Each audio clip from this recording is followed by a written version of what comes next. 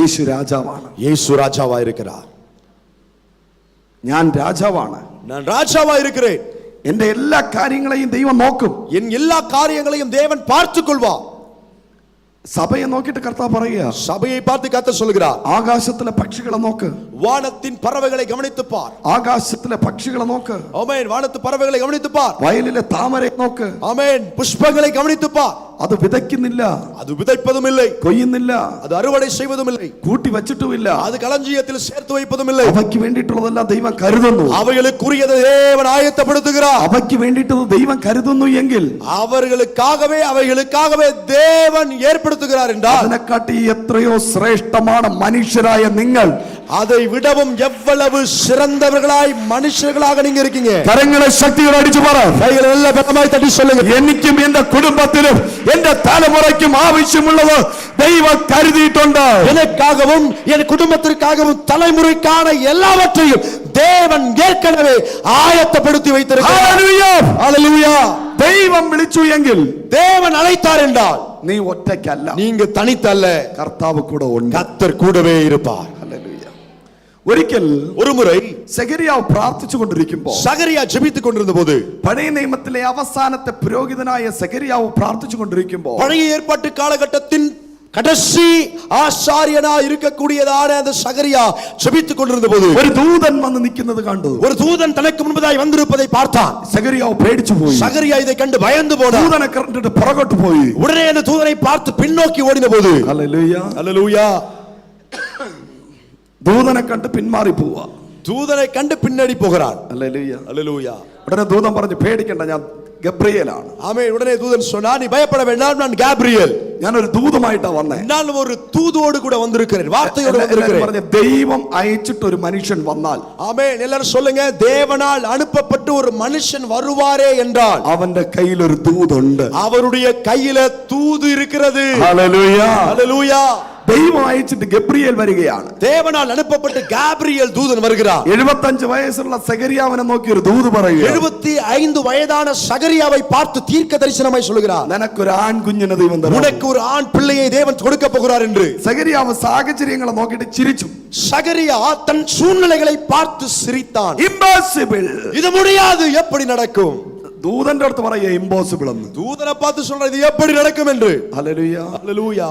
അടുത്തിരിക്കുന്നവരെ കൈ കൊടുത്തിട്ട് പറഞ്ഞേ, பக்கத்துல உள்ளவங்க கையை பிடிச்சு சொல்லுங்க, ദൂത് ഏറ്റെടുത്തില്ല എങ്കിൽ, வார்த்தையை ஏற்றுக்கொள்ளாவிட்டால், ദൂതിന് എതിരെ സംസാരിച്ചാൽ, வார்த்தைக்கு எதிராக பேசினால் നാവ് കെട്ടപ്പെടും. தீர்க்க தரிசனத்துக்கு எதிராக நீங்க பேசினால் நாவு கட்டப்படும். ஹல்லேலூயா.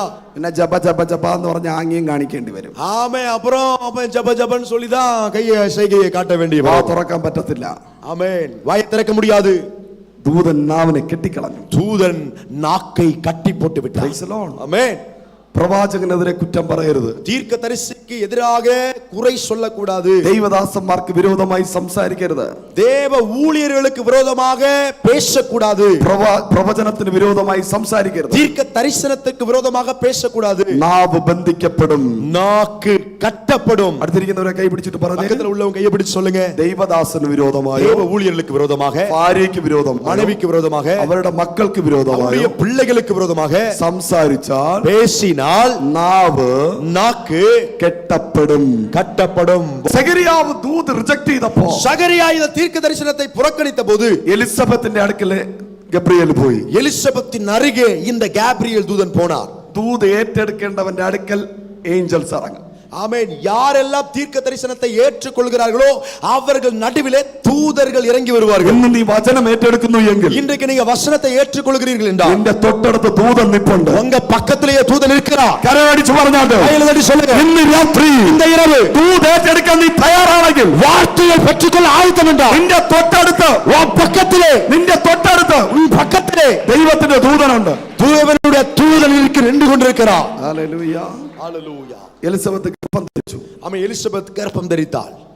അവൾ ഒരു മകനെ പ്രസവിച്ചു. அவள் ஒரு மகனை பெற்றெடுத்தாள். അവന്റെ പേര്, அவனுடைய பேர் യോഹന്നാൻ എന്നായിരുന്നു. Yovan. Hallelujah. Hallelujah. Praise the Lord. ஆமென்.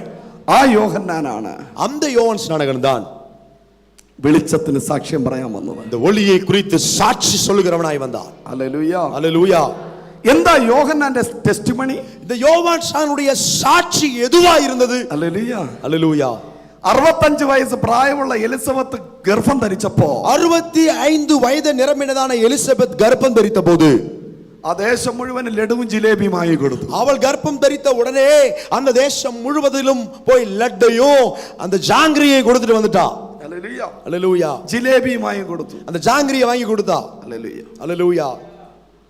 അടുത്ത സ്കാൻ റിപ്പോർട്ട് വരുന്നു. அடுத்த ஸ்கேனிங் ரிப்போர்ட் இந்த எலிசபெத்துக்கு வருது. നിന്റെ കുഞ്ഞിന് ചലനം ഇല്ല, உன் பிள்ளைக்கு எந்த அசைவுமே இல்ல, ഡെഡ് ബോഡി. அந்த பிள்ளை மரித்து போனது. ഹല്ലേലൂയ. அல்லேலூயா. ജീവനും കൊണ്ട് ഓടി എലിസബത്ത്. ஆமென். தன் ஜீவனை கொண்டு அவள் ஓடினாள். മലനാട്ടിൽ പോയി 5 മാസം ഒളിച്ചിരുന്നു. மலை தேசத்தில் போய் 5 மாதங்கள் ஒளிந்து கொண்டிருந்தாள். 5 മാസം ഒളിച്ചിരിക്കാൻ കാര്യം എന്താണ്? 5 மாதம் இவள் ஒளிந்திருக்க வேண்டிய காரணம் என்ன? നാണം കെട്ട ഒരു സംഭവം, അവിടെ വെക്കപ്പെടുന്ന ഒരു സംഭവം അവിടെ ഉണ്ടായി. வெட்கப்படக்கூடிய ஒரு காரியம் வாழ்க்கையில அந்த தேசத்துல நடந்து விட்டது. 65 വർഷമായി കാത്തു കിട്ടിയ മകൻ മരിച്ചുപോയി. 65 வருஷமாய் காத்திருந்து பெற்றுக்கொண்டதான அந்த பிள்ளை மரித்து போனார். ഹല്ലേലൂയ. அல்லேலூயா. അങ്ങനെ 5 മാസമായി മരിച്ച ഡെഡ് ബോഡി വന്ന മലനാട്ടിൽ എലിസബത്ത് ഇരിക്കുമ്പോൾ இப்படியாக 5 மாதமாய் மரித்து போன சடலமாய் தன் ஆமென் கருவிலே சுமந்து கொண்டு கர்ப்பத்திலே சுமந்து கொண்டு இந்த எலிசபெத் மலைநாட்டில் ஒளிந்திருக்கிறார். ചലനമില്ലാത്ത യോഹന്നാനെ ചുമന്ന മലനാട്ടിൽ ഒളിച്ചിരിക്കുമ്പോൾ அசைவே இல்லாம இந்த யோவான் ஸ்நானகனை சுமந்து கொண்டு மலை தேசத்தில் அவள் இருக்கும்போது മറിയയുടെ അടുക്കൽ ഏഞ്ചൽ ഗബ്രിയേൽ വന്നു. மரியாளின் நடுவிலே இந்த கேப்ரியல் தூதன் வந்தார். കൃപ ലഭിച്ചവളെ നിനക്ക് വന്ദന. கிருபை பெற்றவளே உனக்கு வாழ்க. ഒരു ഇമ്മാനുവേൽ നിന്റെ വയറ്റിൽ ജനിച്ചിട്ടുണ്ട്. ஒரு இம்மானுவேல் உன் வயிற்றிலே பிறந்திருக்கிறார். ഇതാ കർത്താവിന്റെ ദാസി, അങ്ങനെ സംഭവിക്കട്ടെ എന്ന് പറഞ്ഞു. அவள் சொன்னார், நான் கர்த்தருக்கு அடிமை, நீ சொன்னபடியே ஆகட்டும் என்று சொன்னார். ആദ്യ മാസം യാത്ര ചെയ്യാതെ കുഞ്ഞിനെ സേഫ് ആക്കി ഇരിക്കേണ്ടവൾ അടുത്ത് முதல் மாதத்திலே யாத்திரை பண்ணாமல் பத்திரமாய் இருக்க வேண்டிய அந்த மரியாள் 153 കിലോമീറ്റർ നടക്കാൻ ദൂതൻ കൽപ്പന പുറപ്പെടുകയാണ്. 153 கிலோமீட்டர் நடப்பதற்கு இந்த தூதன் சொல்லுகிறார். 153 കിലോമീറ്റർ നടന്ന് മലനാട്ടിൽ പോകുമ്പോൾ 153 கிலோமீட்டர் நடந்து இந்த மலை தேசத்துக்கு போகும்போது യെരുശലേമിൽ നിന്ന് മലനാട്ടിന് 153 കിലോമീറ്റർ ഡിസ്റ്റൻസ് ഉണ്ട്. எருசலேமில் இருந்து மலை தேசத்திற்கு போவதற்கு 153 கிலோமீட்டர் தூரம் இருக்கிறது. ദൂരെ വെച്ച് കാണുമ്പോൾ தொலைவிலே வைத்து பார்க்கும்போது മറിയെ കണ്ട അമ്മ എലിസബത്ത് ഇറങ്ങി ഓടി. மரியாளை பார்த்ததான இந்த எலிசபெத் இறங்கி ஓடினாள். യേശു മിനിസ്ട്രി ആരംഭിച്ചത് 30ാമത്തെ വയസ്സിലല്ല. இயேசு ஊழியம் ஆரம்பித்தது 30வது வயதிலே அல்ல, 12ാമത്തെ വയസ്സിലല്ല, 12வது வயதில் அல்ல. ഈ യഹൂദന്മാരുടെ ആചാരപ്രകാരം யூதர்களுடைய நியமப்படி രണ്ടുപേർ പരസ്പരം കണ്ടാൽ ஆமென் யூதர்களுடைய முறைமையின்படி ஒருவரை ஒருவர் பார்க்கும்போது சந்திக்கும்போது അവർ ഹഗ് ചെയ്യും. அவர்கள் ஒருவரை ஒருவர் கட்டி அணைப்பார்கள். അവരുടെ കന്നങ്ങൾ തമ്മിൽ ടച്ച് ചെയ്യും. அவங்க கட்டி பிடிக்கும் போது 2 பேருடைய கன்னங்களும் ஒட்டும், വയറുകൾ തമ്മിൽ ടച്ച് ചെയ്യും. 2 വയറും தொடும். ഹല്ലേലൂയ. அல்லேலூயா. അങ്ങനെ മറിയയുടെ വയറും എലിസബത്തിന്റെ വയറും ടച്ച് ചെയ്യുമ്പോൾ அப்படியாக மரியாளுடைய வயிறும் எலிசபெத்தினுடைய வயிறும் தொடும்போது അതുവരെ ചലിക്കാത്ത യോഹന്നാൻ அதுவரையிலும் அசைவே இல்லாமல் இருந்த யோவான் ஸ்நானகன் ചലിച്ചു, செயல்பட ஆரம்பித்தான். കരമടിച്ചു പറഞ്ഞാട്ട് கைகளை தட்டி சொல்லுங்க. ഡെഡ് ബോഡി എഴുന്നേറ്റ് നിന്നു. ஓ மரித்த சடலம் உயிரோடு எழும்பினது. ഇന്ന് രാത്രി എത്ര പേര് വിശ്വസിക്കുന്നു? இந்த இரவு எத்தனை பேர் விசுவாசிக்கிறீங்க? ഹല്ലേലൂയ. அல்லேலூயா. അതാ യോഹന്നാൻ ഒരു സാക്ഷ്യമുണ്ട്. ஆமென். அதுதான் யோவான் ஸ்நானகன் சொல்லுவதற்கு ஒரு சாட்சி உண்டு. ജനിക്കുന്നതിന് മുമ്പ് മരിച്ചവനായിരുന്നു. ஓ நான் பிறப்பதற்கு முன்பதாகவே மரித்தவனாயிருந்தேன். ഈ യേശു കാരണമാണ് இந்த இயேசுவின் நிமித்தமாகத்தான் ഞാൻ ഉയർത്തെഴുന്നേറ്റത്. நான் உயிரோடு எழும்பினேன். പാപത്തിൽ എന്റെ അമ്മ എന്നെ ഗർഭം ധരിച്ചു. பாவத்திலே என் தாய் என்னை கர்ப்பம் தரித்தார். അതേ പാപത്തിൽ ഞാൻ മരിച്ചു.